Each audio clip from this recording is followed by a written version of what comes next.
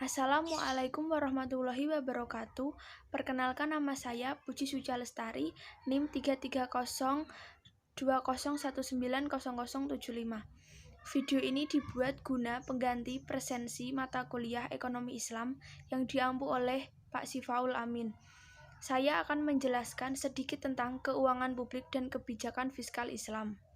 Nah, tanpa basa-basi, mari kita bahas pada intinya. Sejarah keuangan publik Islam. Yang pertama, keuangan publik pada masa Rasulullah.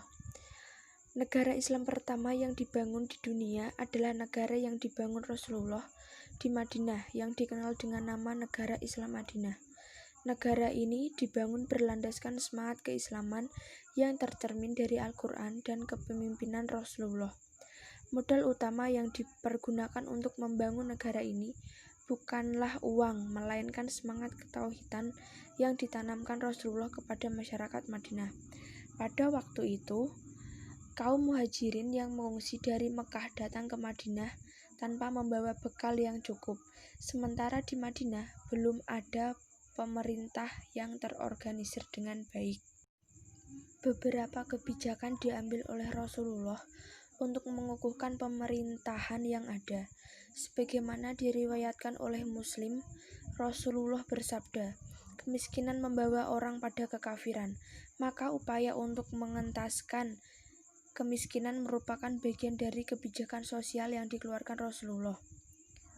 Di antara kebijakan ekonomi Rasulullah guna memacu pertumbuhan kegiatan perekonomian yang ada di Madinah ketika itu yaitu membangun masjid sebagai Islamic Center yang digunakan selain untuk beribadah juga untuk kegiatan-kegiatan lain seperti tempat pertemuan parlemen, kesekretariatan, Mahkamah Agung, markas besar tentara, kantor urusan luar negeri, pusat pendidikan, tempat pelatihan bagi para penyebar luas agama, asrama, baitul mal, tempat para dewan dan utusan.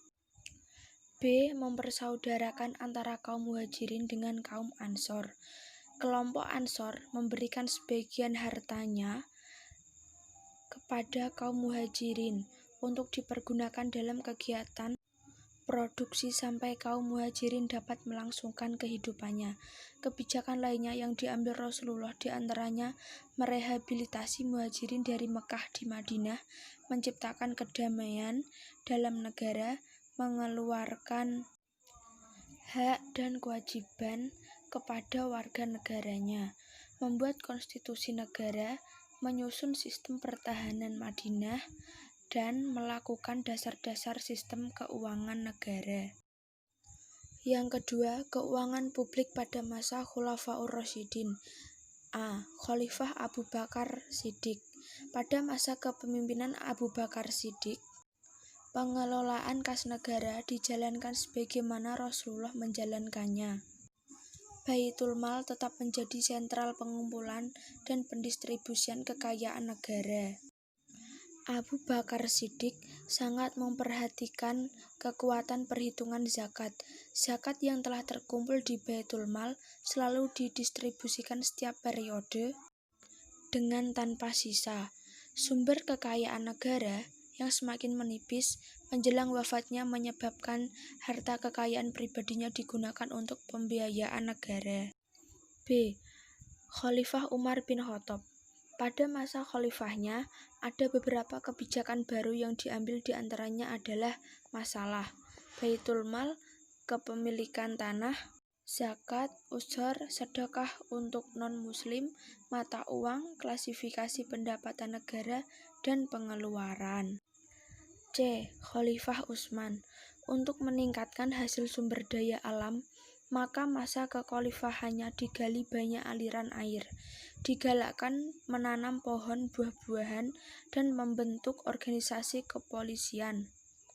Tetap untuk mendukung keamanan perdagangan, beliau tidak mengambil upah dari kantornya.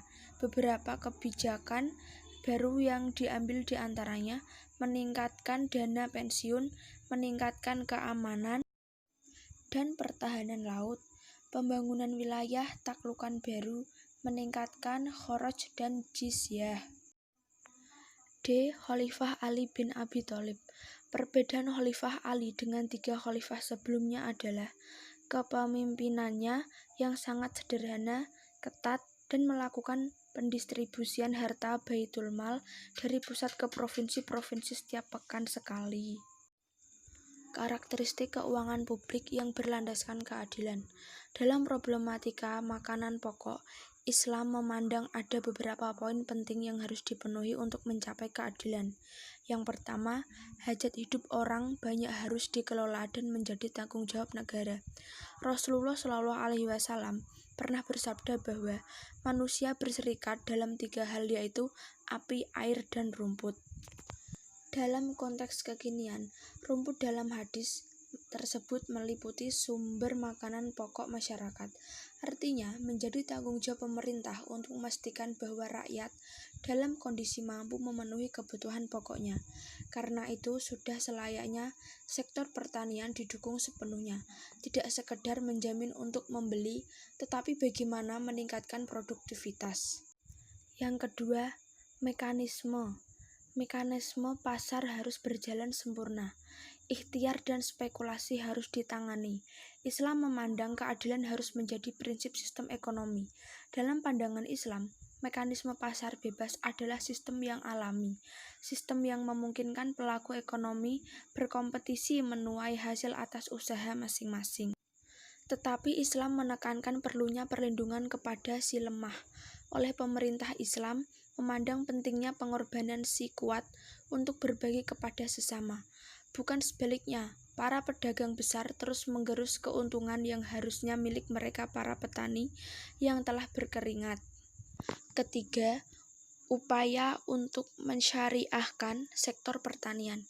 Dalam hal ini, lembaga-lembaga keuangan syariah memiliki tanggung jawab vertikal dan horizontal untuk merealisasikan tujuan keadilan. Instrumen pembiayaan publik. Pada masa awal pemerintahan negara Islam, keuangan publik Islam dan kebijakan fiskal belum banyak berperan dalam kegiatan perekonomian. Kebijakan fiskal belum dijalankan sebagaimana dilakukan pada analisis kebijakan fiskal saat ini, karena memang belum ada pemasukan negara saat itu. Rasulullah SAW dan stafnya tidak mendapat gaji sebagaimana lazimnya suatu pemerintahan. Penerimaan pemerintah hanya berasal dari sumbangan masyarakat. Zakat belum diwajibkan pada awal pemerintah Islam tersebut. Kalau Rasulullah membutuhkan dana untuk membantu fakir miskin, maka beliau biasanya meminjam dari orang Yahudi. Sumber penerimaan lainnya pada awal tahun pemerintahan tersebut adalah harta yang diperoleh dari rampasan perang atau ghanimah. Dan ini baru diizinkan untuk menjadi salah satu sumber keuangan pemerintahan setelah turunnya surah Al-Anfal, Quran surat 8 ayat 41 pada tahun kedua Hijriah. Selanjutnya pada masa tahun kedua Hijriah, zakat fitrah merupakan kewajiban yang harus dibayarkan oleh setiap muslim dan ini kemudian menjadi salah satu sumber keuangan pemerintahan. Sumber keuangan lainnya berasal dari jizyah, yaitu pajak yang dibayarkan oleh kelompok non-muslim, khususnya ahli kitab, yang memperbolehkan jaminan perlindungan kehidupan dalam pemerintahan Islam. Sumber-sumber lainnya adalah kharaj atau pajak tanah yang dipungut dari non-muslim, usr atau bea impor, yang dikenakan kepada setiap pedagang dan dibayarkan hanya sekali selama setahun dan hanya berlaku kalau nilai perdagangan melebihi Islam 200 dirham. Kebijakan dan instrumen fiskal pemerintahan Islam. Dalam Islam, kebijakan fiskal merupakan suatu kewajiban negara dan menjadi hak rakyat, sehingga kebijakan fiskal bukanlah semata-mata sebagai suatu kebutuhan untuk perbaikan ekonomi maupun untuk peningkatan kesejahteraan rakyat saja, akan tetapi lebih pada penciptaan mekanisme distribusi ekonomi yang adil. Karena hakikat permasalahan ekonomi yang melanda umat manusia adalah berasal dari bagaimana distribusi harta di tengah-tengah masyarakat terjadi. Jadi, uang publik dipandang sebagai amanah di tangan pengusaha dan harus diarahkan semata-mata pada lapisan masyarakat yang lemah dan orang-orang miskin, sehingga tercipta keamanan masyarakat dan kesejahteraan umum. mengenai sumber pendapatan negara atau Baitul Mal dapat dikelompokkan menjadi 3 kelompok. Pertama, bersumber dari kalangan muslim, yaitu zakat, zakat fitrah, wakaf, nawaib, sedekah, dan amwal fadlah. Yang kedua, penerimaan yang bersumber dari kalangan non-muslim, seperti jizyah, kharaj, dan ushur. Dan yang ketiga, penerimaan dari sumber lain seperti ghanimah, fai, uang tebusan hadiah dari pimpinan negara lain, dan pinjaman pemerintah baik dari kalangan muslim maupun non-muslim. Baiklah, sekian yang dapat saya jelaskan. Kurang lebihnya mohon maaf dan semoga bermanfaat. Wassalamualaikum warahmatullahi wabarakatuh.